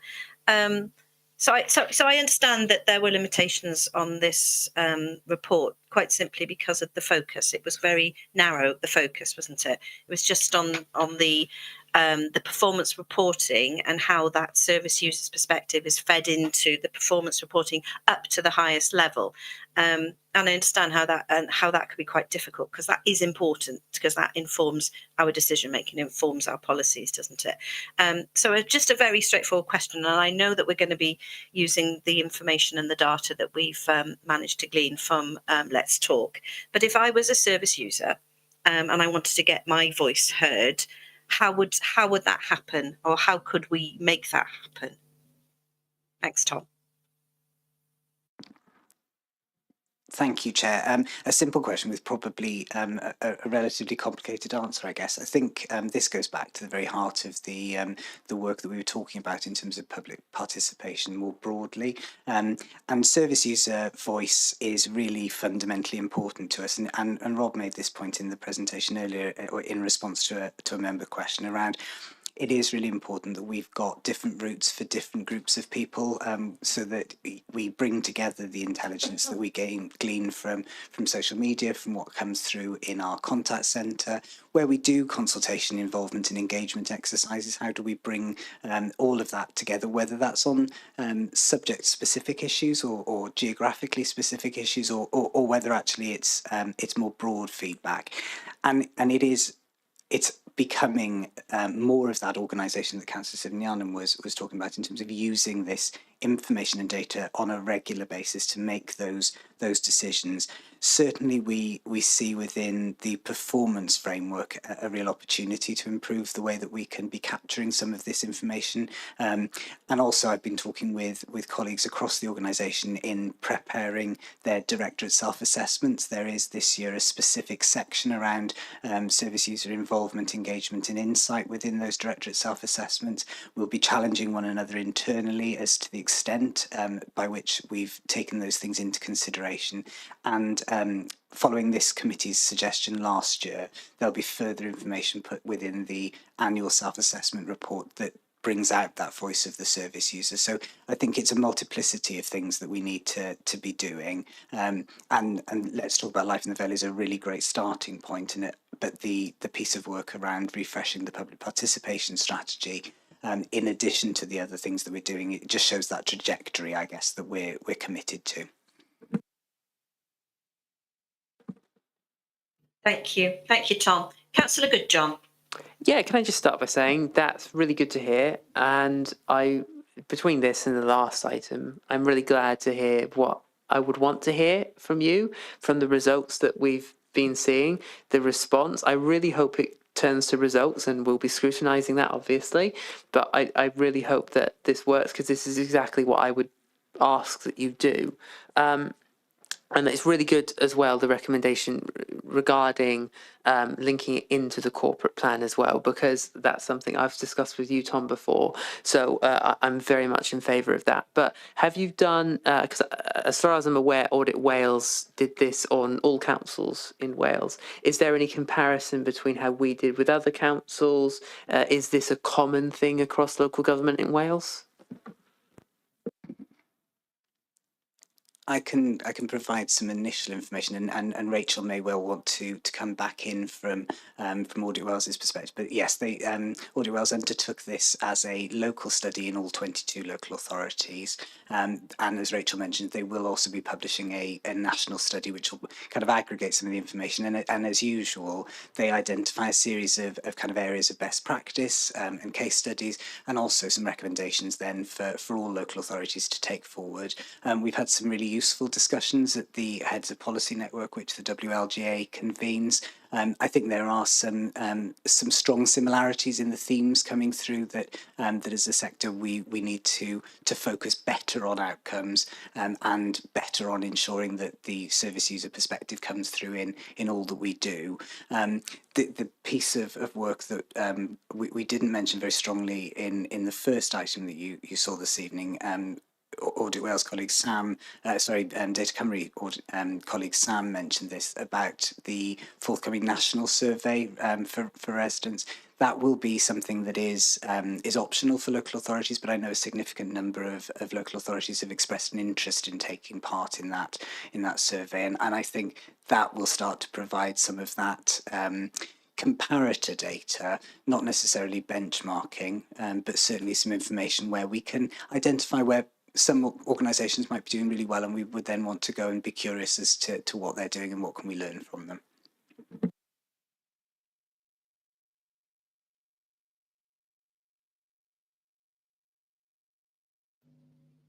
Thank you, Tom. Rachel, do you want to come back in? Yes, thank you, Chair. Yeah, just very briefly to sort of reiterate, endorse everything that Tom's told you there.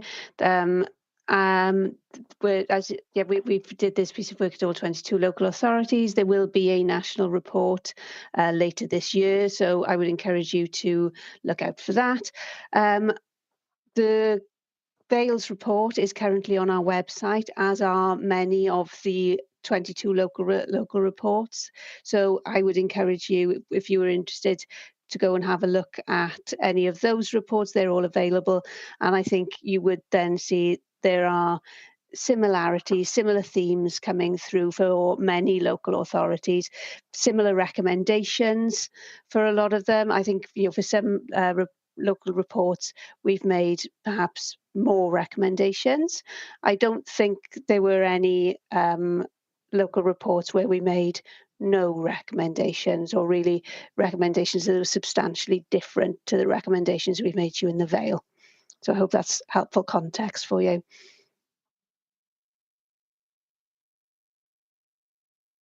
Thank you, Rachel. Yes, that is helpful. Yeah, thank you very much. Sorry, Councillor Goodjohn. Councillor Franks, would you like to ask a question? Thank you. And to Rachel, thank you for your comments. One thing I would like a bit of clarity about is why your good work is only shared with senior leaders. Is there a reason why there's a restriction? Shouldn't this go to all councillors as a matter of course? I'm a bit of a hostage to fortune, because possibly it already does. But Rachel has specifically said senior leaders. So I'd like a little bit of clarity on that, please. Yeah, happy to provide that. When I refer to senior leaders, that's to do with the scope of the report. So that's because the report talks about the performance information that goes to senior leaders. So that would be, your quarterly performance reports, typically, that sort of thing. In terms of this report that we've published, they are publicly available. It comes to typically either a governance and audit committee or a scrutiny committee. In this instance, is the scrutiny committee. We're happy for anybody who has the inclination to read that report to do so.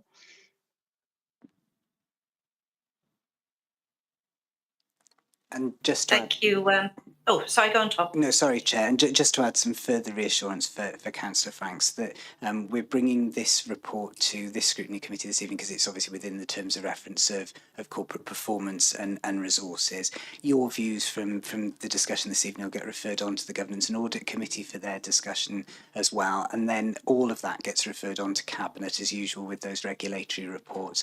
We'll then be reporting our progress to you on a quarterly basis as part of those quarterly performance reports that are within scope of this audit, and also we'll be providing a full update at year end as part of the annual self-assessment. Governance and Audit Committee also get a breakdown of the regulatory actions at 6 months as well through the year. So they are widely shared, but it was the scope of the audit was the information itself being shared with senior leaders. Thank you, Tom. I was about to say this is going to Governance and Audit next, Councillor Frank. So Yes. it'll get looked at that point as well. Yes. Thank you, Tom, and thank you, Chair and Rachel. That was a nice bit of clarity. So thank you very much. No problem. Do we have any other questions on this particular report? No? Okay, that's great. So our recommendations are that we consider the report and the findings arising from the review, which is Appendix A, and also Council's response, which is at Appendix B. Then, as I said, the next stage for this report is that it's going to be referred to Governance and Audit Committee, and thereafter it'll be then sent on to Cabinet for their oversight of any comments from this committee and from Governance and Audit, and endorsement of the proposed council actions. As I said, that was Appendix B. It's hopefully to address the recommendations. So can we have a hand to move, please, the recommendations there? Happy to move. Thank you, Councillor Goodjohn. And the seconder, thank you, Councillor Hanks and Hamilton. Okay, wonderful people. So if we move then on to agenda item 7, this is the fourth quarter scrutiny recommendation tracking 23-24 and also our proposed annual forward work programme schedule for 24-25. Do we have anyone to take us through the quarter scrutiny recommendations tracking? Yes, Chair. Thank you, Karen. Yes, Chair, I will. Thanks. If I could take this report in 3 parts, and if I could take the first part being the appendices you referred to in relation to the quarter tracking, because basically the quarter tracking comes before committee for ratification, for approval. They are happy to agree some of those recommendations as being completed, and that those that are ongoing, that we have noted as officers, that we consider that should be kept alive and come back to you on a regular basis for approval. So if you look at appendices A, B and C, I mean, I'm just asking committee really, unless they've got any questions on those, are they happy to approve those appendices? Unless you want me to go through them in detail, which I doubt, but I would if you wanted me to. So they're all in order. I think from cabinet's from committee's perspective, they look in order to me. Unless anybody else has anything they want to say. Okay. I can't see any hands up, Chair. So no hands. I'll move on with your permission. So the second arm of the report, I just wanted to highlight, if you could look at paragraphs 2.10, going back last April and May actually, the scrutiny committees were given an overview of looking at some suggested examples and principles for effective scrutiny. So paragraphs 2.10 referred to the work we took to scrutiny chairs and vice group to get confirmation of that. We brought to committee as well. And there were some suggestions there that we relaunched the scrutiny topic suggestion form. We talked earlier about engaging with the public. That's another aspect where the public can actually put some suggestions. Obviously, they can speak to their councillors and they can ask for items to be brought forward and a request for consideration. So there are some avenues there. But we said we would relaunch it, which we have. We also said about task and finish, and again, you referred to that earlier about taking things to Scrutiny Committee chairs and vice for approval and consideration. We also then added to agenda conferences with chairs and vice chairs the work programme items so that we could have full discussion at agenda conferences. Officers from my department also go to departmental DMTs. So whichever scrutiny committee, whatever the remit is, the DSSO that attends that meeting will go to the DMTs, and discussions on work programmes take place there. We also then at 2:16, we introduced as well at 2:15 the Scrutiny and Cabinet Protocol and reintroduced that because it has been in the Constitution, but we reintroduced that, and regular meetings have taken place with the Leader and Cabinet members to draw together a forward work programme and talk about potential work programme items for the coming year. And that will continue and has been continuing. 2:16 refers to the effective workshop, scrutiny workshop that we held. We held 3 sessions, and those 3 sessions were welcomed by all the members who attended, and they were well attended. And what we have agreed to do is take a report now to Scrutiny Chairs and Vice next week, the first meeting back following the AGM on the 28th of May. We're taking a report there on the workshop and how effective that was, and on all the other items we've listed. And we're also taking the results of the Scrutiny Impact Survey, with a recommendation there for chairs and vice, which you don't know yet because obviously the papers haven't gone out, they're going out tomorrow. But there will be a recommendation which hopefully the chairs and vice will agree to forward in that on to Democratic Services, so that again a wider audience can see what we're actually trying to achieve, and what you as committee have said, is a good way to consider effective scrutiny. So the third arm of the report relates to your forward work programme. And of course, we have to take into account the Cabinet forward work programme and ongoing discussions with the Cabinet. And Appendix D, you can see the annual forward work programme of Cabinet. And Appendix E is the proposed annual work programme for this committee, which we also we have regular meetings to discuss what items are going to go forward to social media. On social media, we advise the members of the public what meetings are taking place, and we are working towards now putting some more easy read, as Councillor Goodjohn mentioned, easy read topics to say, look, here's the forward work programme from the committee, and these are going to be discussed. They can change because dependent on timeliness, so the reports may not come as timely as we would planned, but that again, committee is informed of that on a quarterly basis. But yes, the forward work programme is there. I'm going to call in Mark at this point because Mark has been involved in dealing with officers recently, because I'm taking over this committee as DSSO, but Mark has been leading up for me in managing that process, and he's got a couple of amendments to make to the forward work programme. Thank you, Karen. Okay, Chair. Thanks, Chair. Thanks, Committee. Just a few updates in terms of the work programme. Obviously, since it's been published, there have been a few changes in terms of some of the agenda items move into or slip into different months.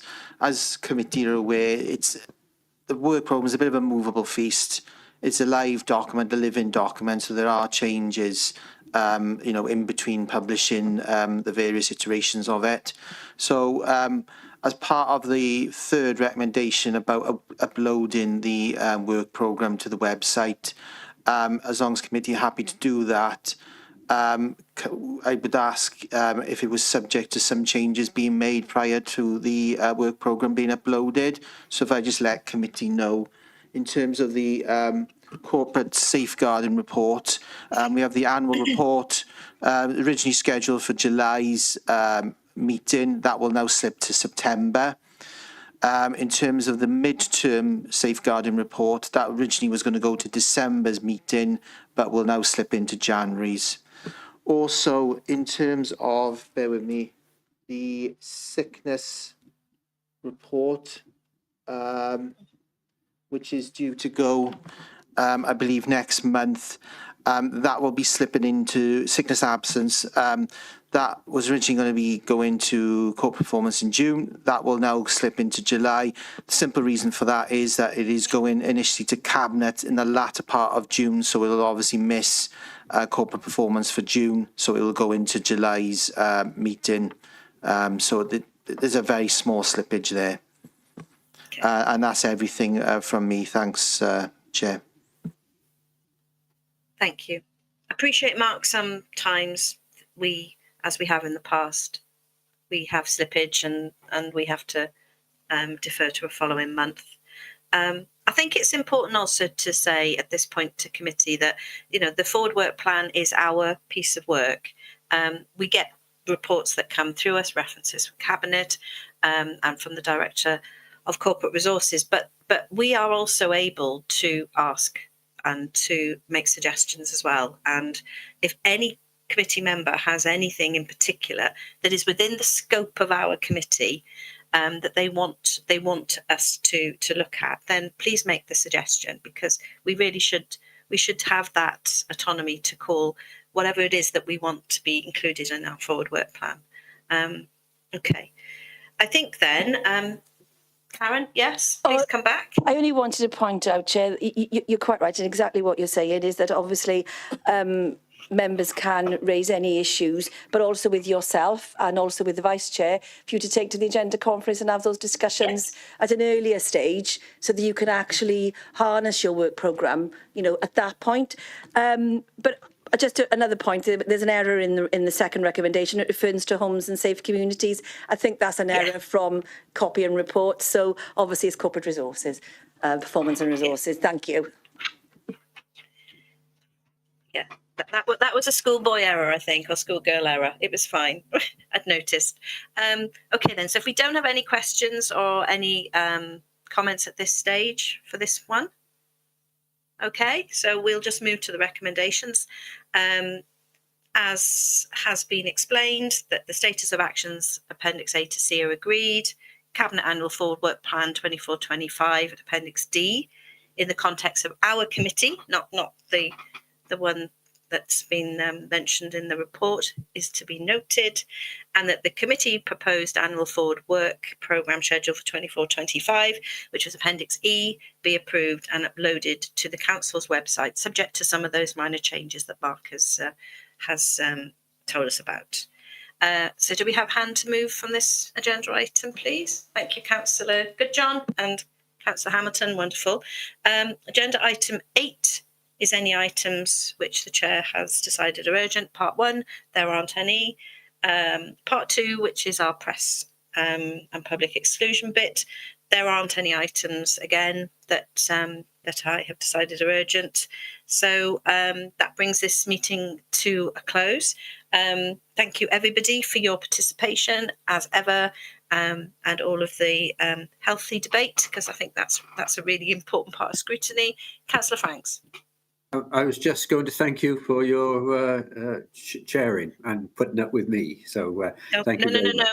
It has to be this way. And this is healthy scrutiny. It's exactly how it should be. We can't all agree on everything. That would be wrong. Good. Very wrong. Thank you very much anyway. No problem at all. So if we just then have to just comment on the next date for the meeting, which I believe is Wednesday, Karen, help me out. 19th of June. 19th, okay, yeah. Wednesday the 19th of June. So Godspeed, everybody. Enjoy your evening, and we will meet again soon. See you all. Bye. Councillors.